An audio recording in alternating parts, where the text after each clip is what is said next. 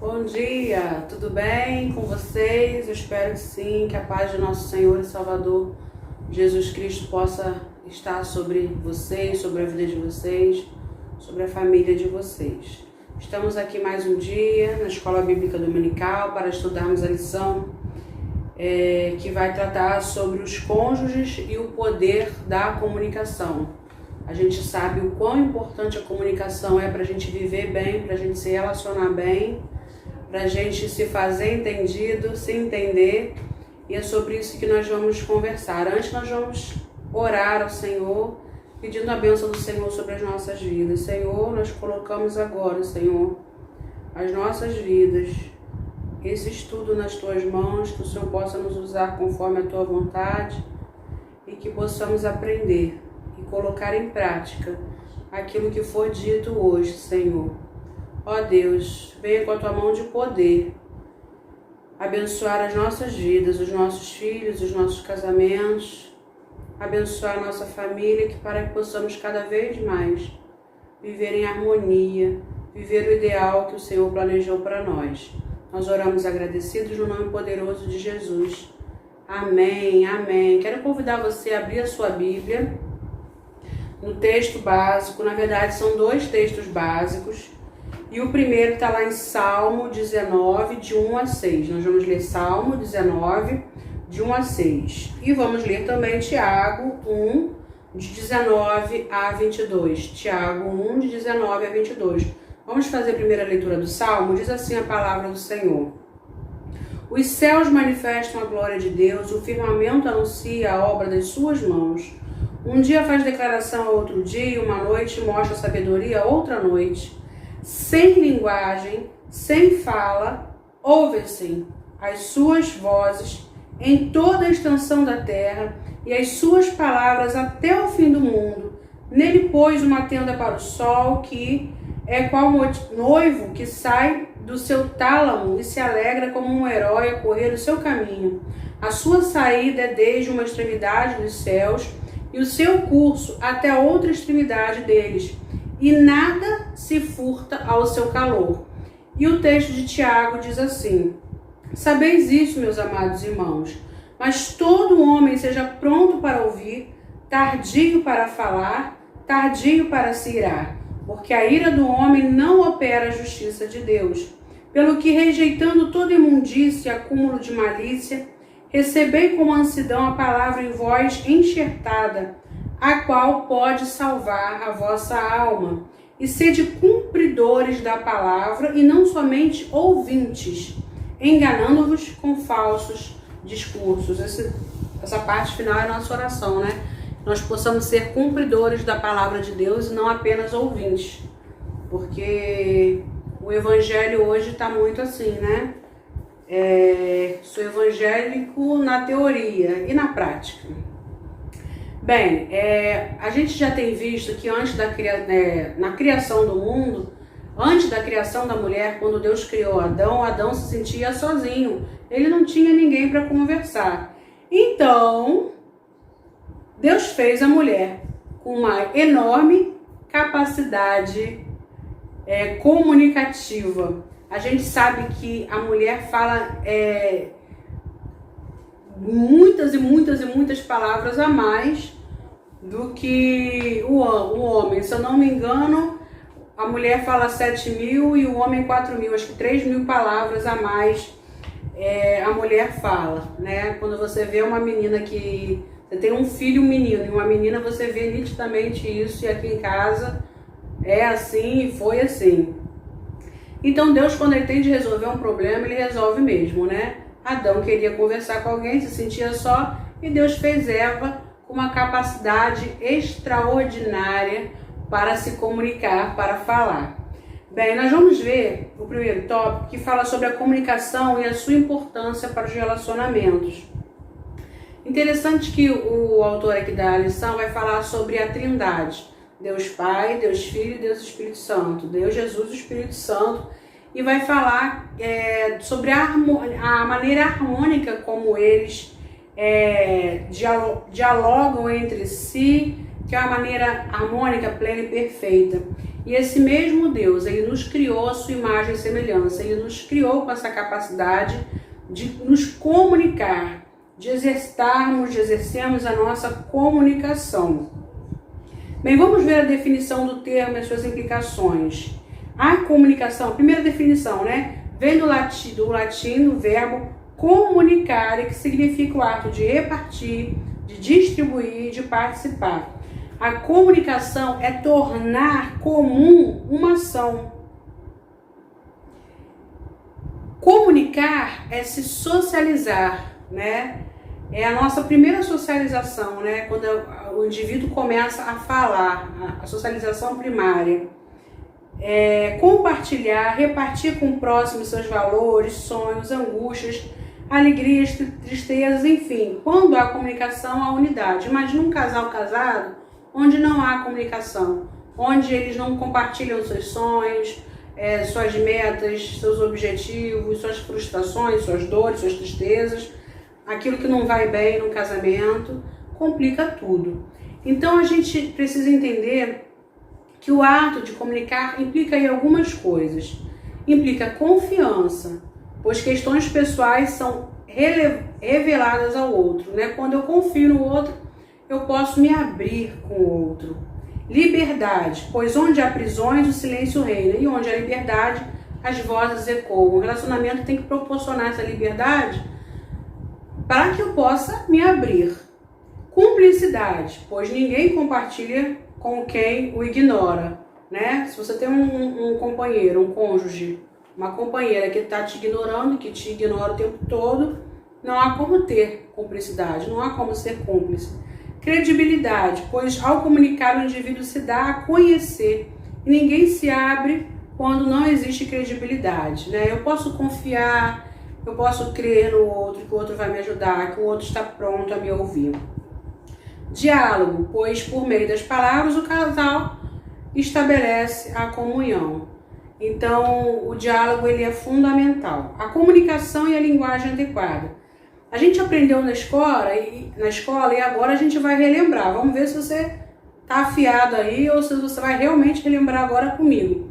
Para que haja comunicação são necessários 3 elementos. O transmissor, que é aquele que transmite a mensagem, o receptor, que é aquele que recebe a mensagem, e o canal, que é o meio pelo qual a mensagem é transmitida, né? A gente lembra na escola, a professora ensinava dando o exemplo do telefone, né? Eu estou de um lado, estou ligando para outra pessoa que vai receber a ligação e o canal é o telefone, é o meio que eu me utilizo. O transmissor observa as qualidades, as características do receptor para que a sua mensagem não se transforme em meros signos indecifráveis, ou seja, palavras lançadas ao ar. Imagina uma pessoa que tem uma baixa escolaridade. Você não vai usar uma pessoa que tem algumas limitações, palavras rebuscadas, difíceis de se entender. Você vai usar palavras que ele possa entender. E muitas vezes no casamento, marido e mulher têm diferenças. Então se você vai falar algum tipo de palavra, ele pode não compreender, mas mais do que isso, falar de um modo, a forma de falar, o outro não vai prestar atenção. Por exemplo, eu detesto gritaria. Então, se vier falar comigo em tom muito alto, eu posso até interpretar como uma gritaria e não vou ouvir nada, né? Eu posso estar olhando para a pessoa, mas não estou captando nada. Então, essa forma de se falar, de se comunicar, de dialogar, ela é fundamental. Se os cônjuges não estabelecem a comunicação e vivem dentro da casa como se fossem ilhas, um para cada lado, eles precisam decidir mudar de comportamento e começar a buscar pontes, elos, para romper com o isolamento. Isso é muito triste, né? Eu gosto desse exemplo para dar, né? Não que seja algo para a gente fazer. Das casas como hotéis. Tem famílias que vivem como hotéis. Um entra e sai de pessoas que só se juntam na hora de dormir. E muitos casais casados vivem assim, né? Como meros colegas de quarto. Isso é terrível para o casamento. Bem, a comunicação a serviço de Deus. A gente precisa entender que Deus nos fez pessoas com essa capacidade de dialogar, de conversar, de se comunicar, e Deus espera isso de nós enquanto casal. Então, se um casal tem dificuldade para se fazer entender dentro de casa, se não consegue estabelecer pontes e desenvolver uma vida saudável no ambiente familiar, se possuem bloqueios, se faltam antenas que sintonizem no seu relacionamento familiar, seja entre pai, entre filhos, entre irmãos, entre marido e mulher, ele precisa lembrar-se de que existe um Deus no céu especialista em comunicação, capaz e desejoso de ajudar a solucionar esses problemas, né? Então, tem um problema, corra atrás para que esse problema seja resolvido. Né? Toda vez que a gente tem alguma dificuldade no casamento, não estou falando agora de comunicação, qualquer dificuldade, a gente precisa sentar e conversar. Primeiro, joelho no chão, oração. Oração você e Deus, oração como casal, como família, e conversa, muita conversa. No que eu posso melhorar, no que você acha que eu estou falhando com você, né? Não ir achando que você é o sabidão, o detentor de toda a coisa certa, porque você não é, ninguém é. O segundo tópico vai falar sobre a comunicação como uma oportunidade para conhecer o outro. E a gente vai responder algumas perguntas. Eu conheço a minha esposa? Eu conheço o meu marido? Eu conheço os meus filhos?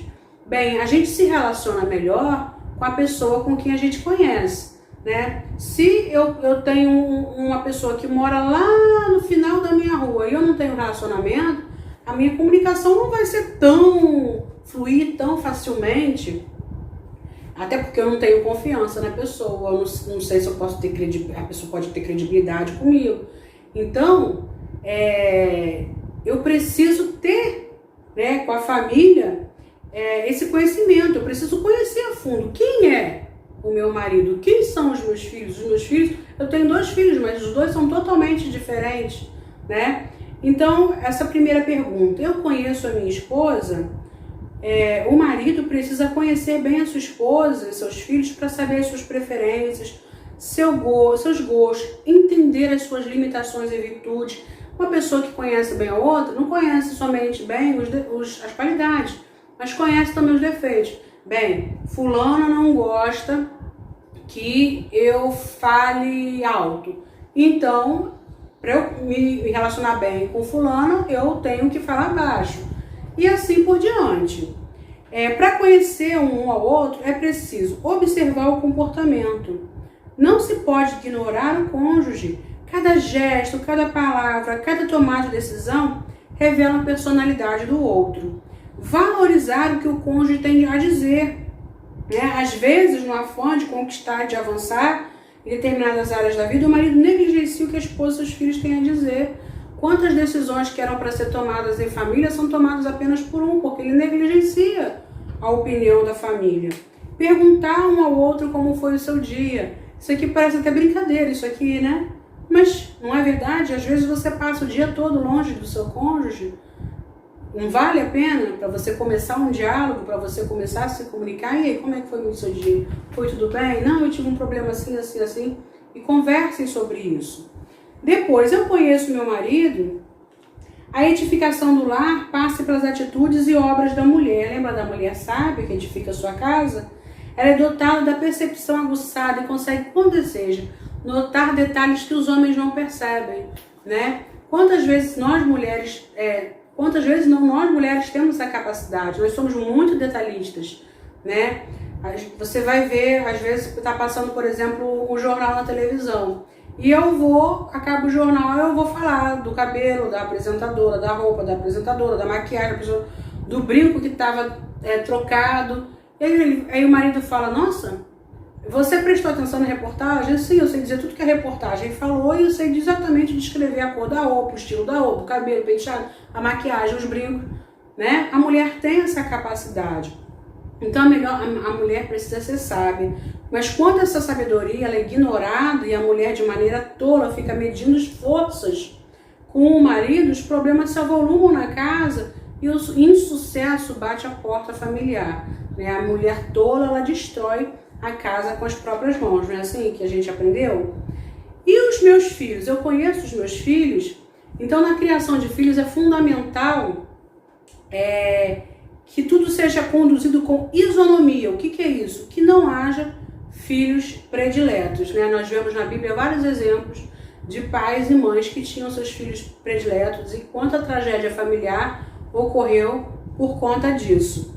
Então, os pais, eles precisam conhecer a personalidade de cada filho.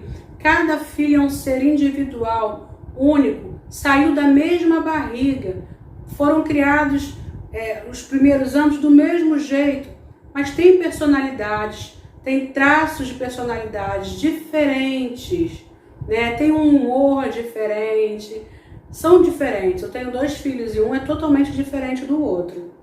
Então, para eu me comunicar bem com meu filho, eu preciso comunicar ao meu filho quem é o meu filho, o que ele gosta, o que ele não gosta, entenderam? Vamos lá então para o terceiro ponto, os ruídos da comunicação. Falar muito não é comunicar. Às vezes a gente acha, o fulano se comunica bem, né? Falante. Ser falante não quer dizer se comunicar bem. Às vezes uma pessoa fala e o outro não está entendendo nada, né? Então a comunicação ela acontece quando o que o transmissor está dizendo é efetivamente transferido para o receptor. É muito legal você fazer paradas, especialmente com os filhos ou com o marido quando está no meio de uma discussão. Você entendeu o que eu quis dizer? Você está entendendo? Eu estou entendendo, eu não estou entendendo. Então você volta e tenta explicar de uma forma diferente. Isso é muito comum mãe fazer com filhos pequenos, né? A gente voltar e apresentar palavras mais fáceis, mais simples, dar exemplos para que os filhos possam entender. E na vida do casal também é assim, especialmente quando há uma questão difícil, né? Bem, vamos lá. 3.1, poder da palavra temperada. A gente aprendeu lá em Colossenses 4:6 o quê? A vossa palavra seja sempre agradável, temperada com sal. Já comeu comida sem sal? É muito ruim. Colocou um salzinho, ó, delícia. Para que sabeis como vos convém responder a cada um. Então, o que quer dizer uma palavra temperada com sal? Pense antes de falar. Pense, e às vezes no calor da briga, no calor da discussão, são ditas coisas que ferem mais do que um tapa, do que um soco no estômago. Palavras ditas de maneira errada, na hora errada, no volume errado. O cônjuge pode exigir do outro o cumprimento das suas responsabilidades, mas não pode se esquecer de que a resposta branda desvia o furor, mas a palavra dura suscita ira. Provérbios 15:1. Então, alguém veio para você com agressividade, responda com paciência, com calma. Tá bom, amor. Tá, a gente conversa sobre isso, a gente vê depois. Porque se um falar alto e o outro falar mais alto ainda, pronto. Como se diz, o caldo virou, né? A expressão corporal e a comunicação. Gente, o corpo, ele também se comunica. O corpo fala. Os gestos, a coçadinha na cabeça, o revirar dos olhos, o pezinho batendo, né? O nosso corpo fala. E às vezes o corpo agride. A fala gestual agride também, pode agredir também mais do que a fala propriamente dita, né? Então é possível dar atenção ao outro ou desdenhar do outro pela maneira como usa o corpo. Um gesto apenas consegue revelar a alma de uma pessoa. Filho, é muito comum isso, não sei vocês, provavelmente vocês têm essa experiência também, tá mais com filho adolescente. Você tá falando com o filho, quando é criança faz assim, lá. Cresceu, virou adolescente, revira os olhos assim para cima enquanto os pais estão falando, né? E aí a gente já entendeu tudo. Bem, o 3.3 diz assim, a cordialidade na comunicação. Essa palavra cordialidade, ela significa manifestação explícita de afeto e simpatia. Tem coisa melhor de você conversar com alguém que é simpático, que demonstra afeto, que coloca a mão no seu braço enquanto você está conversando? É bom demais. É inaceitável o tratamento grosseiro e rude entre marido e mulher.